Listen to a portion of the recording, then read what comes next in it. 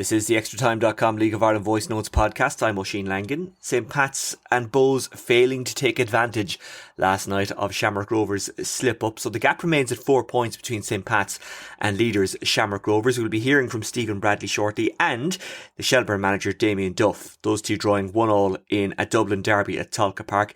In another at Dublin derby, St. Pat's, as I say, drew 0-0 with the Bohemians. As I saw someone say on Twitter today, the curse of the RTE cameras striking, as that was the only game that finished scoreless. Dundalk 1-0 winners against Sligo Rovers, who are struggling badly. We'll get analysis on that game from former Dundalk defender John Flanagan, and Philip Long, formerly of Cork City, who you'll know from the LOI TV coverage, discusses what's going wrong for Cork City with Rory O'Hagan. A 1-1 draw at home with UCD last night. Not the ideal result for City. In the first division, Lamboto got the equaliser for Galway late on at the RSC. They drew 2-2 with Waterford. The tribesmen continuing their march back to the Premier Division. Cove Ramblers drawing 3-3 with Bray Wanderers. Wexford 3-2 winners against Kerry FC. And Finn Harps lost 1-0 to Treaty United. Where will we start? Well, I suppose we'll go to Dundalk, beating Sligo Rovers by 1-0 at Oriel Park. John Flanagan was on duty for LOI TV and LMFM, and after the game, he sent us this voice note. Finishes 1-0 to Dundalk here in Oriel Park tonight, in a game that was really lacking in quality. Both sides very disjointed. Neither side enjoyed much possession, and the game was settled by one of the few good moves in the first half. Ball coming out to Archie Davis on the right hand side, lovely little ball into the box to the back post, and Dan Kelly headed home into an empty goal. That was 2 minutes after probably the best opportunity created by Sligo in the whole game. Matteo missed a free header in the back post, empty goal to aim at, and he put it wide. There's very few opportunities in the game for either side. Probably Sligo maybe shading the chances, and definitely in with a shout for a penalty in the last 10 minutes. The referee didn't look interested and never gave it. So from a Dundalk perspective, the best thing is the 3 points. It keeps them on the coattails of the leading 4 teams above them.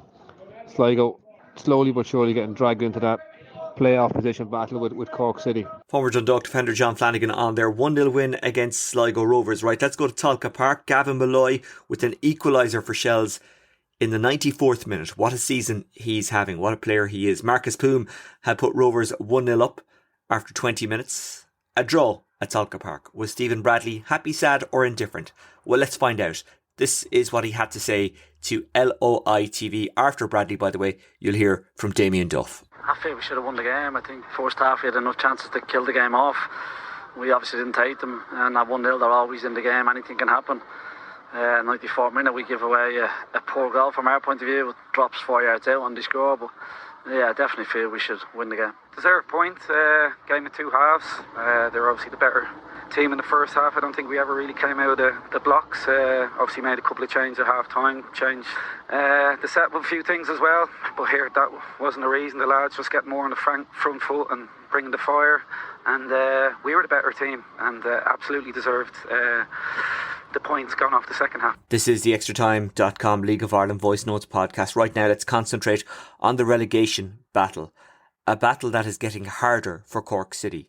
A 1-1 draw with UCD last night. Not the ideal result for them. Cian Bargary with the goal that put them in front after 26 minutes. But Danu Kinselip-Bishop equalised after 66 minutes. You'll hear shortly from Liam Buckley. But first, the LOI TV Cork City commentary team of Rory O'Hagan, who you'll know from Red FM, spoke with former Cork City player Philip Long after the game, and Rory started by asking Philip how he felt following the 1-1 draw. Looking forward to this game all during the week. You're saying we'll see goals anyway Friday night. City should win it by at least 2. Tonight was just totally wrong. Nobody expected this game tonight to be ending up a 1-1 draw. So nobody's happy leaving this ground tonight, except the people from UCD. Yeah. And plenty of boos as well from the Turner's Cross crowd. They have been very frustrated by Cork City's form and their performances of late. Oh yeah, big time. I mean, we're not scoring goals, you know. It just seems to be unlucky, you know. But you can only take so much then as well. If you're a spectator coming in here and you're paying big money to come in here every week in, week out, you demand more. Full credit to UCD, who changed things around in the second half. Annie Myler going to 4 at the back. They had been 5 at the back in the first half, and that was the change that they needed, because they certainly started finding space and got on the ball a lot more and looked more threatening than Cork City in the second half. Oh yeah, big time. They did change. They more or less went with 3 in the back in the second half and pushed on. And young Sean Brennan was brilliant, and he was he really was a thorn in Cork City side tonight. He was absolutely brilliant, as I said in commentary on LOI TV. It's time with Southampton and as Ireland under 18 caps, and he was certainly all over the park for the students tonight. From a Cork City perspective, you're looking for positives. I mean, like Ben Warman made his first start for the club, looked very, very lively, had a good shot in the first half and continued battling all the way on to the 90 minutes. Yeah, he's a good player. He really is a good player, and he's more direct as well. He was unlucky with a couple of shots, but no, that was positive, to be honest with you. Just watching him come into the game, but it's just, where do you go from here? Where do you go from here? Because Cork City are in a battle to avoid finishing 9th and having that relegation playoff.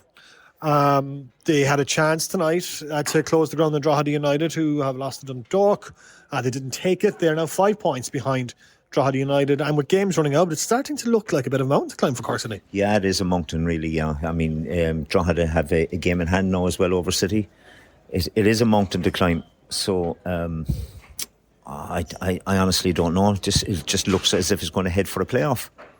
Certainly, apologies with Sligo Rovers, who were beaten by Dundalk, not Drogheda. Cork City go to Drogheda in a couple of weeks, on the 25th of August, which is, on paper, Phil, it's make or break for your season, basically. It's a must-win game.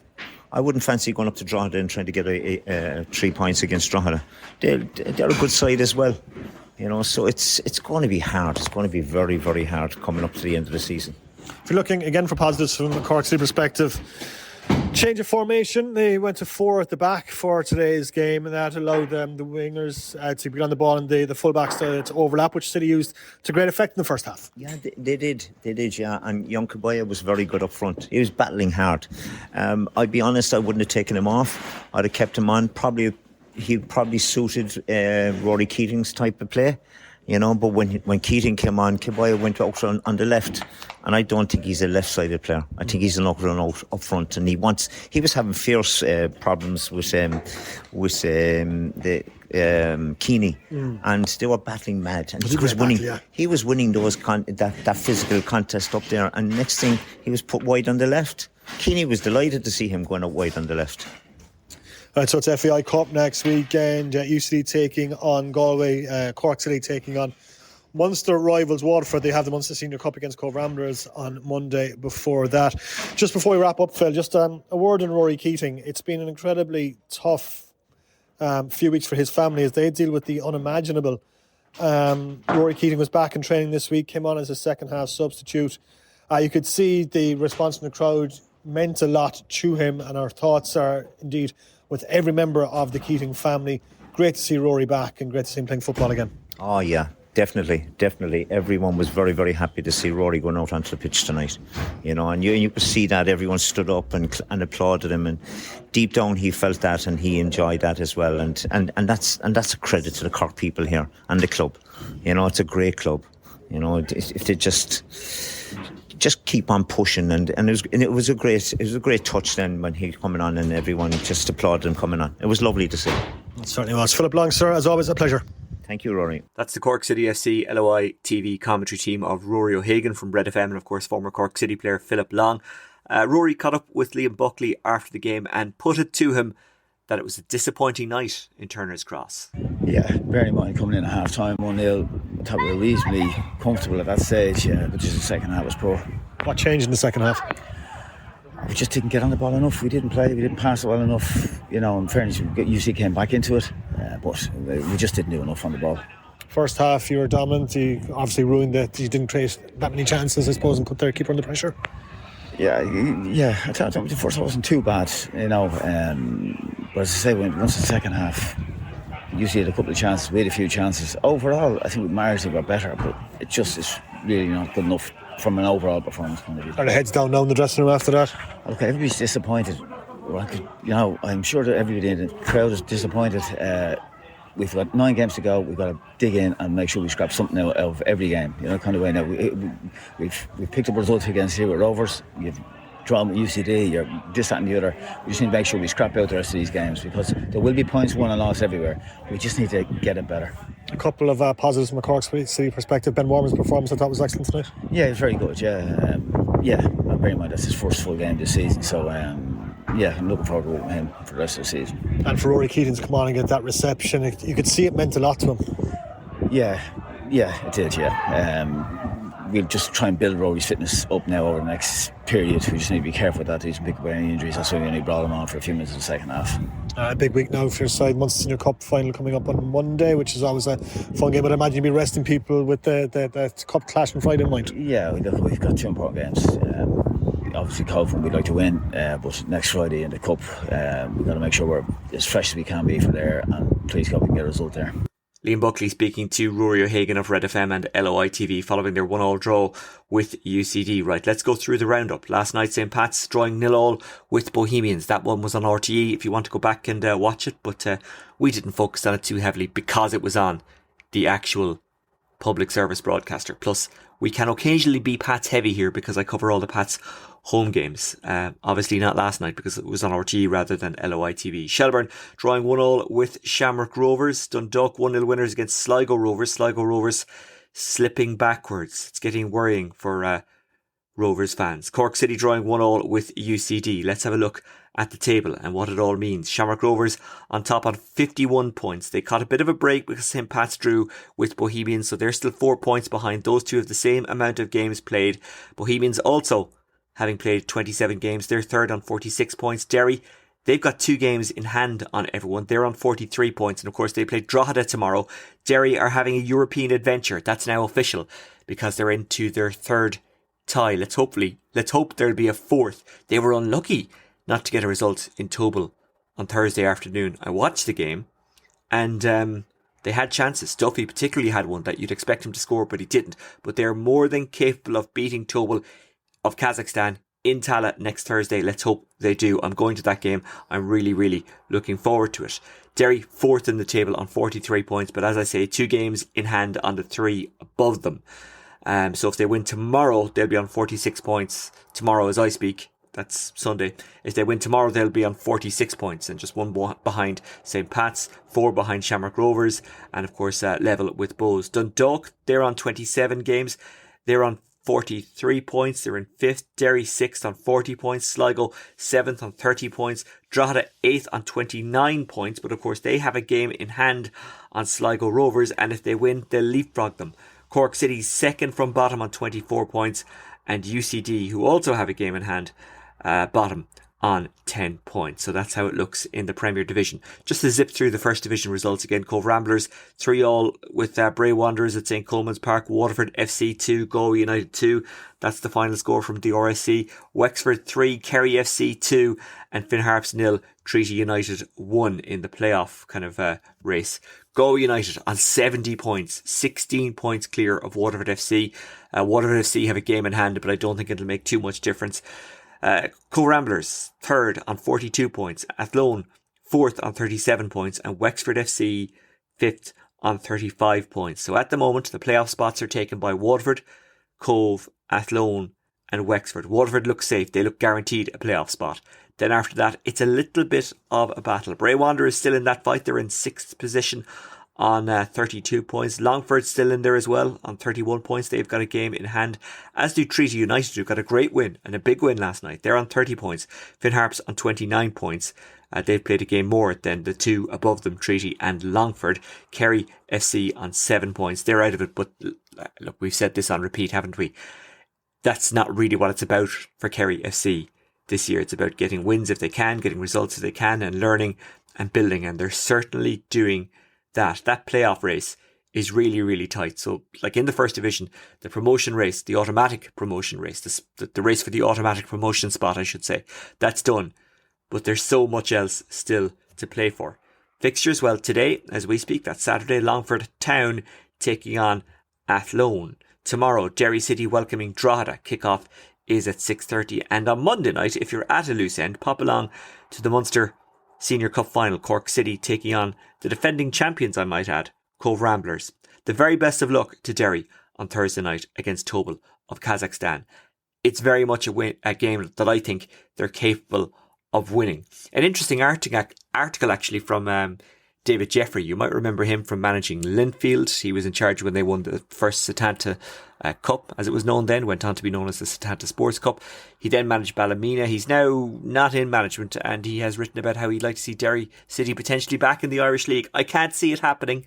I think it would probably be best for Derry in a footballing sense if they stayed in the League of Ireland. But isn't it good to see that conversation can now happen? It's a conversation you couldn't have had in the past. It's a pity, by the way, as well, that Derry City didn't get to play that game against Tobol in Windsor Park on Thursday night. UEFA have decided, look, you have to play the game in a stadium that's in the league you're in.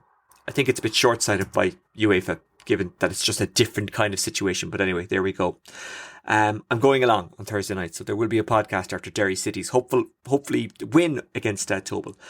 Next Friday, it's the Sports Direct FAI Cup. Bohemians taking on Rockmount, Bray up against Dundalk, Cork City playing Waterford, Kerry FC against Drogheda, UCD against Galway, and Finn Harps against Skerry. So Drogheda fans, they got the dream draw away to Kerry. Not a dream draw in a sense that it'll be easy, because it won't. You'd expect them to win it, but it won't be easy. But it's the draw that Premier Division fans want. They all want to go to Kerry, and why not? What about the fixtures on Saturday? Well, the Women's Premier Division is back. Galway United take on Cork City, Treaty up against Shelbourne, Peamount take on Bohemians, Wexford the Youths meet DLR Waves, and Athlone Town take on Sligo Rovers. Let's just remind ourselves of the state of play in the Women's Premier Division. Peamount on top on 34 points, Shelbourne second on 28 points. Those two have played the same amount of games. Shamrock Rovers third, also on 28 points. Bows fourth on 26 points. Galway fifth on 22. Wexford sixth on 17. Athlone seventh on 16.